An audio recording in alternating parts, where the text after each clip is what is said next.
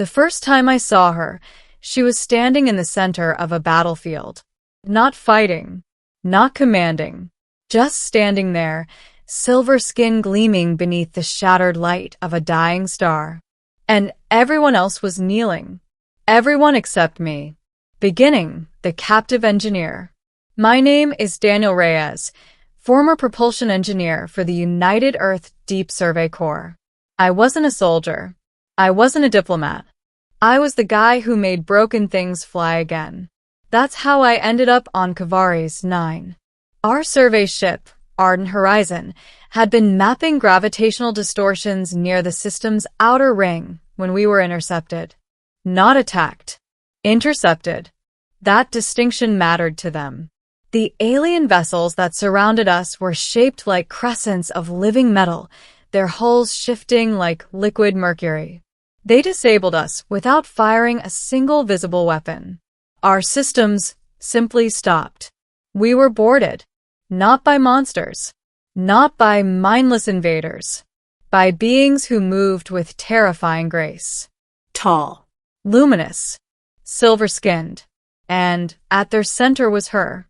The soldiers who escorted us to the surface bowed their heads the moment she entered the chamber.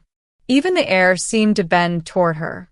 She wore no armor, no crown, no visible sign of authority.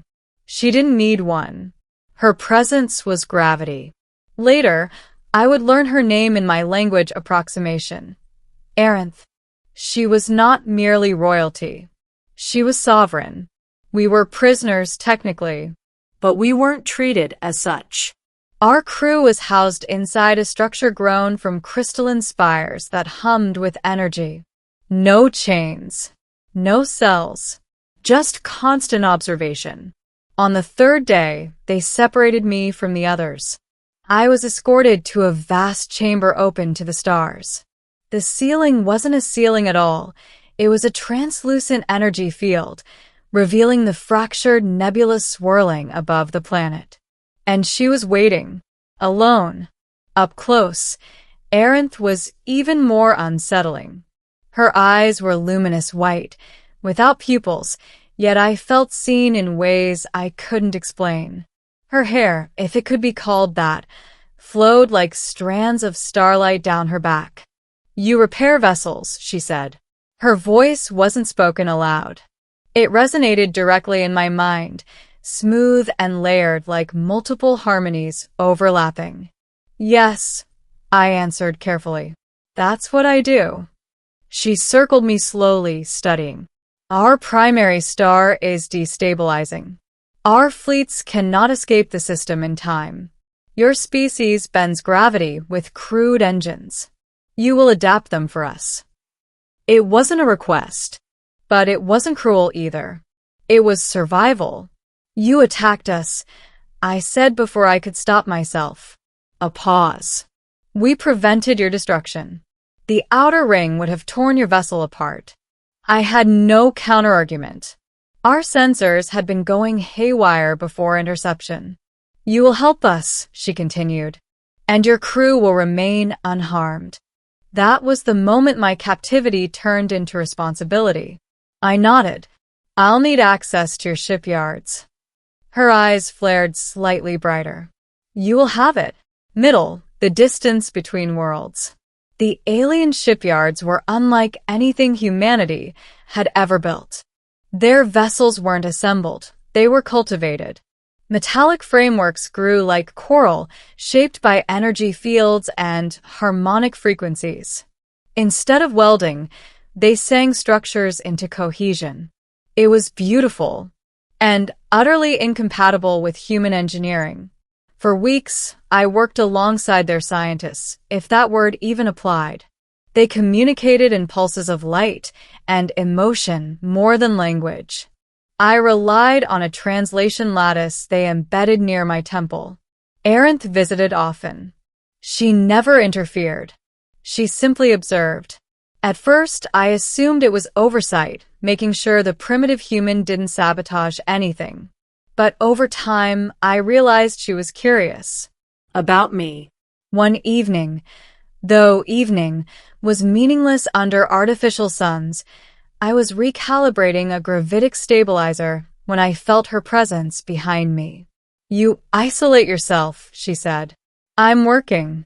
You decline nourishment with the others. I prefer to eat alone." Why? I tightened a coupling bolt.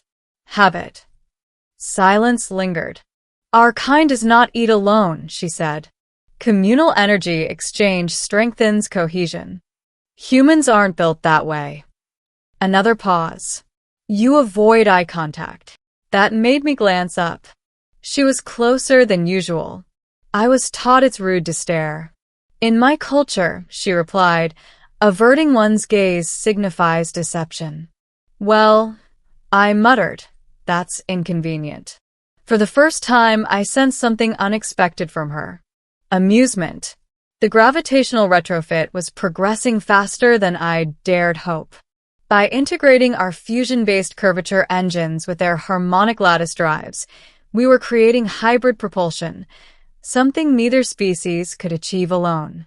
But proximity breeds complication.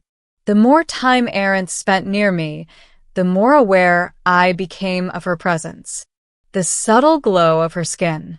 The way energy rippled faintly beneath it like auroras trapped under glass. She was alien. Utterly. And yet, one cycle, she dismissed the engineers early.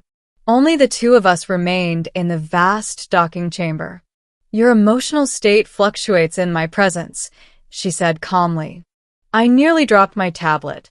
"You can tell that?" "Yes." "That's invasive." "It is not intentional." She stepped closer. Too close. I could see faint constellations shimmering beneath her skin, bioluminescent patterns shifting with her mood. "You experience elevated heart rhythm," she observed. "Increased dermal temperature." "Congratulations," I said dryly. "You've discovered human awkwardness." She tilted her head.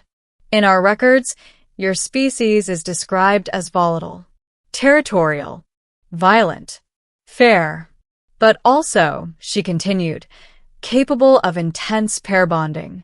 I swallowed. "Where is this going, Aerith?" Her name sounded strange in my mouth. She stopped barely an arm's length away. "In my presence, you experience attraction." It wasn't a question. "You're an alien queen," I said carefully. "And I'm a mechanic you abducted."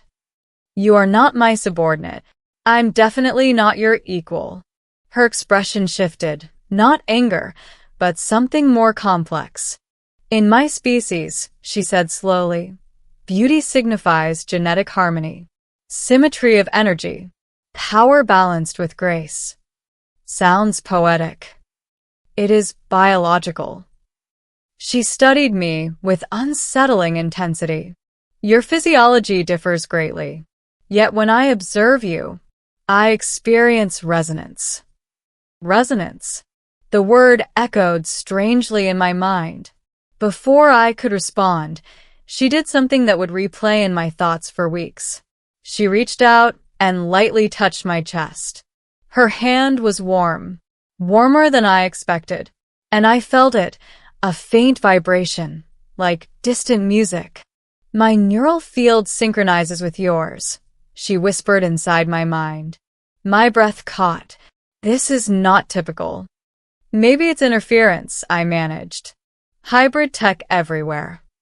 Perhaps. But neither of us believed that.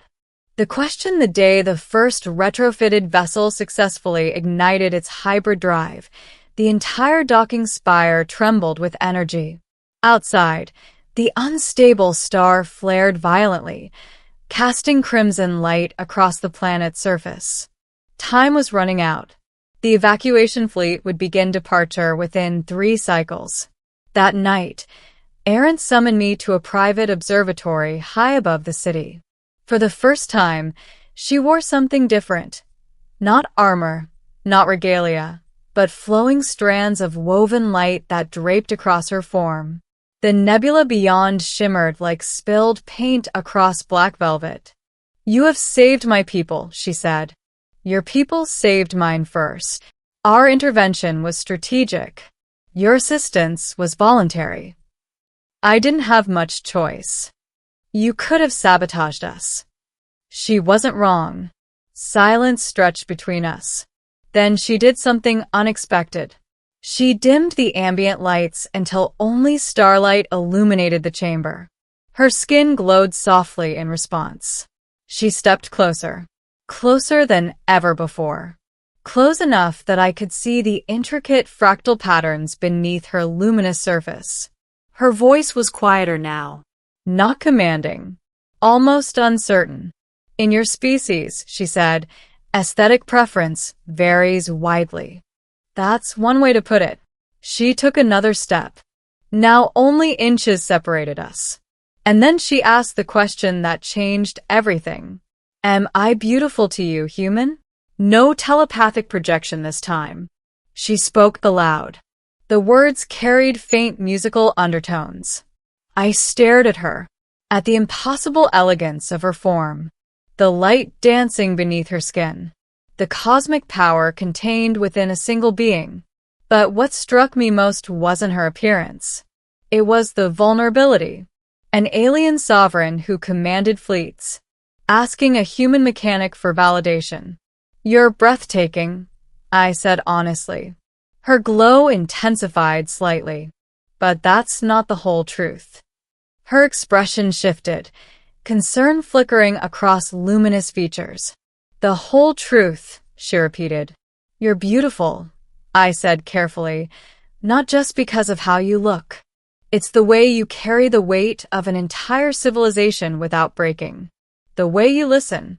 The way you try to understand something completely foreign instead of crushing it. I hesitated. And the way you step closer when you're unsure instead of stepping back. For a long moment, she didn't move. Then her hand rose again, this time cupping my cheek gently. In my species, she said softly, beauty is strength. In mine, I replied, it's connection. Our foreheads almost touched. Energy shimmered faintly between us, not violent, not overwhelming. Harmonizing. I fear this bond, she admitted. Why? Because your lifespan is brief. There it was. The truth neither of us had spoken. How long? I asked. Your kind averages less than a century. Mine endures for millennia. The weight of that settled heavily. You would fade, she whispered. Yeah, I said quietly. That's kind of our thing. Her luminous eyes searched mine. In your culture, do you bond despite impermanence? All the time. Why? Because something temporary can still be worth everything. The silence that followed felt sacred. Ending, a choice between stars. The evacuation began at dawn cycle. Hundreds of crescent ships lifted from the planet's surface, their hybrid drives warping space in brilliant arcs of light. My crew was returned to the ardent horizon, now repaired and upgraded with alien technology beyond Earth's wildest dreams. We were free to leave. Arendt met me at the docking threshold. Her expression was composed once more, sovereign, untouchable. But her eyes betrayed depth. You may return to your world, she said. Your species will benefit greatly from what you have learned. And you. My people will survive. That wasn't an answer. A transport vessel hovered nearby, smaller than the others. For diplomatic exchange, she added. Should you choose. I looked back at my ship, at humanity, then at her. You're asking me to stay. I am offering you a place among us. As what? Her gaze softened. As my equal. The weight of that was heavier than any gravity well. You'd outlive me, I said quietly. Yes. You'd watch me age. Yes. And you'd still want this? She stepped closer one final time. Yes. The choice crystallized in my chest. Humans measure life in years. But meaning? That's measured differently. I turned toward the smaller vessel. My crew would return home with proof we weren't alone. And I would remain between stars. As I boarded the alien craft, Erin followed. The hatch sealed behind us. The engines hummed, not just with gravity, but with harmony. She stood beside me as the planet fell away. Human, she said softly. Daniel. Daniel, she corrected. Your answer yesterday, it altered something within me. Yes. She stepped closer, once more, not uncertain this time, not questioning. Certain. Our lifespans differ, she said, but resonance does not measure time. I smiled faintly. Still beautiful, I said. Her luminous glow warmed the chamber. And as our vessel leapt into folded space, leaving a dying star behind, I realized something profound. Beauty wasn't in symmetry, or power, or immortality. It was in the courage to step closer and ask,